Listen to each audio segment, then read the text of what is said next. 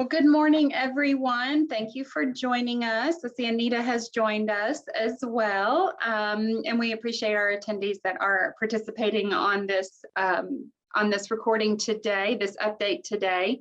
As you probably already know, we will be doing these every Friday throughout the legislative session. So it's just a brief recap with Anita from Johnston & Stewart, our partner there at Johnston & Stewart, as to what has happened in the legislature over the last week, during the last week, and what as it affects business and amplifies interest as it in public policy. So we are so grateful for Anita and her team and everything that they do for us at the Capitol and representing the needs of our business community here in North Pinellas County. I would like to just make sure everyone also knows that this gets recorded and is sent out to our general membership on Mondays following this event. So it gives us time to edit it and make sure that we have included all the information needed for our sponsors. I am excited to have a banner behind me today that highlights all of our sponsors. So I'd like to recognize them and thank them for being our legislative partners, because without our sponsors, we would not be able to put on this program. So it's Clearwater Gas, the City of Clearwater, Duke Energy, Hillward Henderson, Morton Plant Hospital, and Spectrum. So thank you all for being our partners as we affect policy and improve doing business in our community. So with that, Anita, if you would, I'd like to welcome you and say hello. I think we've got to turn on your video, and maybe I need to do that for you. Yes, good morning, Amanda. There we go. All right. Nice to see you. You too. Good morning. We're going to figure out this video thing eventually. We did this last week. So Anita, I know you got to visit with Christina this week. Christina has also joined us on the call as well this morning. So I know you guys got to spend some time in Tallahassee this week for Tourism Week. So Christina, I would like for you and Anita just to kind of share your experience and your visit to Tallahassee and the legislators you got to visit with and conversations you got to have. Absolutely. Well, good morning. Good morning, Anita. It's nice to see you again. Long time no see.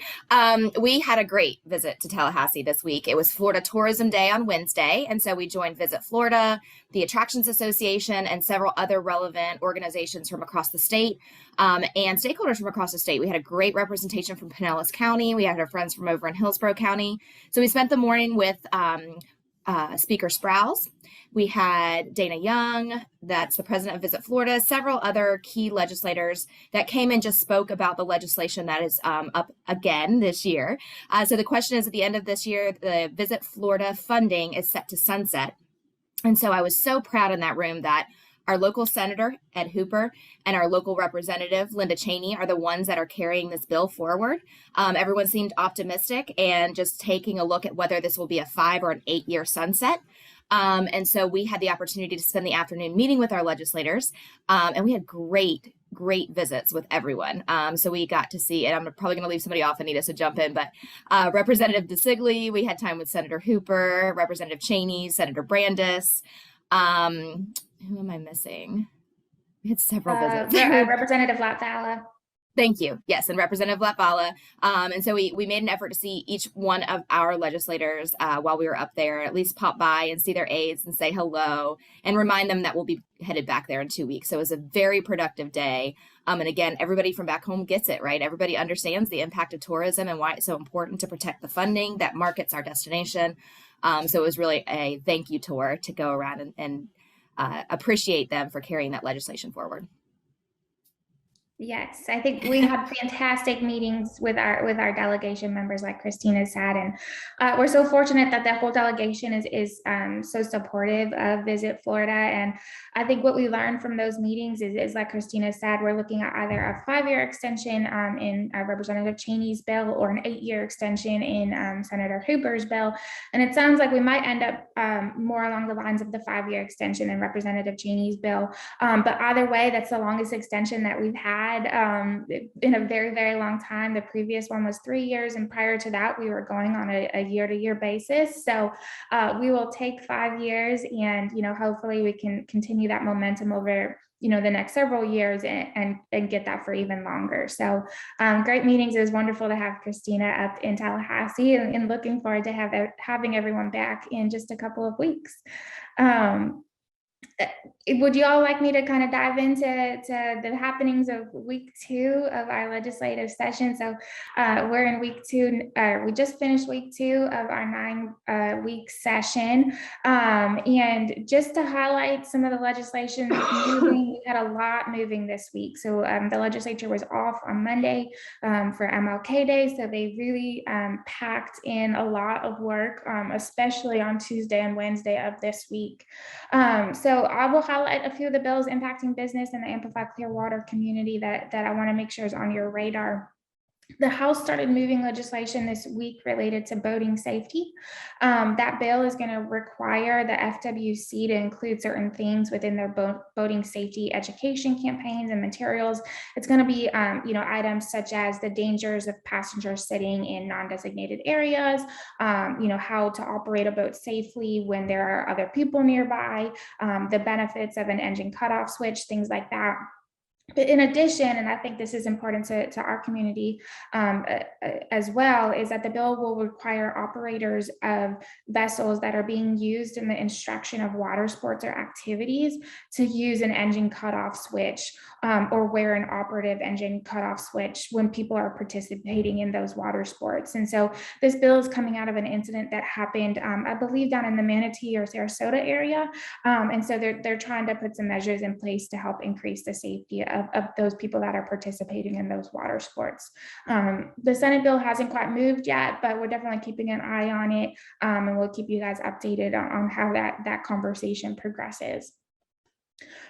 We always like to make sure that we're watching out for our tourist development taxes and other taxes that go to benefit our business community and our communities in general. So last week we mentioned that there is a bill moving through actually now both the House and the Senate that addresses local tax referendas. So this would impact our penny Pinellas, our tourist development taxes, any school improvement taxes, things like that we're seeing on referendums throughout our county. It would require those tax referendums to be done at general elections. The bill has one House committee left to go, 2 more left to go in the Senate. It is much, much more scaled back than we've seen in the past. And my understanding is that the municipalities in general are just kind of monitoring it. I think they're kind of relieved to see that it's not quite as extensive as it has been in the past. So definitely keeping an eye on that. We want to make sure that it's not going to do anything to impact the financial benefits that go to support our tourism industries and the infrastructure within our county. A bill that is going to address broadband infrastructure is going to start moving next week in the Senate. This is a bill that is a priority of our great chamber partner Charter, and that they have really taken a fantastic lead on expanding broadband access within our state, particularly in our rural areas. There are 2 bills, they're both linked together. One which is going to create a broadband pole replacement trust fund, and another one which is going to establish the broadband pole replacement program under the Department of Economic Opportunity, and it's going to include some federal dollars to help assist with those efforts. So we're hopeful that bill is going to start moving in the House as well, but definitely doing our part to advocate for those efforts that Charter is a leader in and making significant investments in across our state. We know that access to broadband is so important for so many different things, both school and healthcare. So more to come on that as the session progresses. Another bill started moving this week in the House related to limiting the subject of constitutional amendments proposed by citizen initiatives. This is an issue that the chamber has been engaged on the last couple of years, particularly out of concerns that came from our constitutional amendment related to minimum wages. And I know that so many of our businesses are having to figure out how to implement that increased minimum wage. It's going to be coming every year now. Certainly it's having a big issue on our businesses and the workforce. This bill would essentially say that if there's going to be those type of initiatives added to our ballots for vote that are going to impact the Constitution, that they would have to be strictly related to procedural subjects or the structure of government. So had this, been in place in the past, amendments like the minimum wage increase wouldn't have been allowed to be added by citizen initiative. Really, the goal is to make sure that we're not putting things in our Constitution that should really be done by the legislature, so that we could go back and change it from year to year based upon different, situations. Obviously, once we get things in our Constitution, it's very hard to change. So that bill has not yet started moving in the Senate. It is an issue that comes back year after year, but definitely, I think could have some long-term impacts for our chamber community should that legislation move forward. Another bill, there's a lot of bills out there that they're trying to help promote our businesses, especially because of the COVID-19 impact and of course our workforce issues that I know everyone's experiencing. So the Senate moved a bill this week related to online marketplace transparency. This is a bill addressing those resellers that sell items in large bulk online, and they're really trying to make sure to try to protect a lot of our smaller businesses. So it would look at those high volume third-party sellers and require them to use some verification and disclose information, as well as disclose their annual gross revenues to provide customers with more information as to where those products are coming from, right? We want to make sure that they're not, things that are being sold that are having any sort of negative impact on our small businesses. So that bill just started moving in the Senate this week. It is a new issue that has come up just this past year. It's my understanding that the Retail Federation and other business groups are supportive of that legislation. We mentioned last week that the legislature has been moving some policy that is a priority of the Senate president that's looking at local ordinances and how they impact businesses. The intention behind this bill is to they're calling it the preemption of all preemptions. So they're trying to pass some legislation at the state level, which would kind of do away with all of these different preemption bills that we see every year, whether it's vacation rentals or plastic straws, plastic bags, all of those different type of issues. So what it would say essentially is that those local governments, if they pass any type of ordinance that impacts a business, they would basically be at risk for lawsuit if that ordinance results in a 15% loss to that business. They have been making several amendments to that bill as it's been moving through the process. The Senate bill went through its final committee this week and is now ready for the floor in the Senate. The House bill still has a little bit ways to go. It's only been heard in one committee of reference so far, but they have been making changes to try to make it a little bit more realistic and implementable to those local governments to not impact them so much, so that they've changed it to be 15% impact to profits instead of revenue. They're narrowing it to make sure that that local governments implementing ordinances related to changes in the building code or the fire code, that those aren't going to be eligible for lawsuits, and also trying to make changes that would restrict it to just businesses within that government's political jurisdiction, to make sure that they're not getting lawsuits from all sorts of outside businesses. So we're definitely keeping an eye on that. The business community seems to be pretty generally supportive of it. Certainly it could help them. I think a lot of the local governments, certainly are concerned. They want to make sure that they have flexibility to adjust those ordinances if they find out that they're having a big impact on their businesses. So I do think we're going to see several more amendments coming. I think the sponsors are trying to do their best to try to figure out a way to address the issue, but make everyone at least a little bit happier.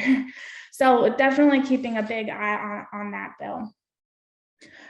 Turning over to healthcare really quickly, a big priority of Amplify is to make sure that we extend the COVID-19 liability protection for our healthcare workers. So great news, the Senate passed that extension off of the floor this week. The House bill is ready for the floor, so it is looking very, very hopeful that that bill is going to pass and make sure that our healthcare workers continue to be protected. The legislature is really taking a close look this year on the nursing shortage that our state is experiencing. I know, Pinellas County is not a stranger to this. It's a big issue that's impacting our hospitals and our nursing homes. And so this week, the House Health and Human Services Appropriations Subcommittee and the House Higher Education Appropriations Subcommittee both had conversations relating to this nursing shortage. The healthcare appropriations looking specifically at the VA nursing homes, and the House Higher Ed Appropriations Subcommittee looking at it from the angle of education. So I think we might see some funding, related to that, or some other policy initiatives related to that. But the legislature is definitely trying to see what they can do from their perspective and their governing ability to try to address those shortages that our communities are experiencing. One last thing that I want to make note of is the Senate did go ahead and pass their reapportionment maps this week off of the floor. So we are in a redistricting year. The legislature is required to redistrict our House, Senate, and congressional maps every 10 years after the census is completed. So the Senate did move their Senate maps and their congressional maps off of the floor this past week. Not a ton of changes to our Tampa Bay community in those maps, just a little bit of movement here and there based upon population growth and reduction. One thing to note is that because of the way they do the maps, there are districts that are randomly selected that essentially get 2 extra years within their term limit. So our wonderful Senator Hooper happens to be in a district that would be getting that extra 2 years. So, as long as we want Senator Hooper to stay around, and as long as he is willing to serve, he would have 2 extra years should these maps go forward in the way that they are. Several of our South Florida districts, not that it's going to impact Tampa Bay, are seeing senators that have been drawn into the same district. So I do think we're going to see some shuffling of members around as they kind of sort through, what districts they're gonna ultimately run in. The governor has proposed his own maps on the congressional side just this past week. It is starting to cause some discussion about him potentially vetoing the maps that the legislature is looking at. So more to come. Those maps, that congressional map that the governor put forward does make some changes to our Tampa Bay community. I believe our congressional district, that is Congressional District 13 right now, would actually cross over into Tampa. That is something that it did do, although I believe in a different manner previously. So we're definitely kind of watching that conversation, seeing what it's going to do to the representation that we have here in Pinellas County and Tampa Bay as a whole. So another very, very quick roundup of all the activity this week. And Christina and Amanda, if I've missed anything, please let me know. And I'm also glad to answer any questions you guys might have. Well, thank you so much, Anita. As always, a very thorough recap of the issues affecting our business community and certainly issues affecting our members and the ones that Amplify is following and tracking. So thank you so much for that update and for spending some time with us this morning. If any of our attendees have any questions, feel free to use the Q&A function or the chat function. We'd be happy to ask Anita. In the meantime, both Anita and Christina mentioned our visit back to Tallahassee in a couple of weeks. That trip is sold out. We've got an overwhelming response from our membership. So I'm quite pleased about the size of team that we have going to represent North Pinellas County's business community in a couple of weeks. So we will be traveling and visiting with our legislators on February 1st. And if you didn't get in on it this year, I encourage you to mark your calendars for next year and be a part of this exciting event. We're excited to be able to say that we're maxed out in space. So we haven't obviously been able to say that in a few years due to COVID. And so it's exciting to be bringing such a large group of representation from Amplify to visit at the Capitol in a couple of weeks. So with that, I don't see any questions in the Q&A or in the chat. So Anita, thank you so much. And thank you for your partnership. Thank you for your hard work on behalf of Amplify and our members. And certainly thank you, Christina, for making the trip to Tallahassee this week. I know that that's a long drive. We appreciate you being there to represent us at Tourism Week. So thank you both so much. And we will see you again next Friday.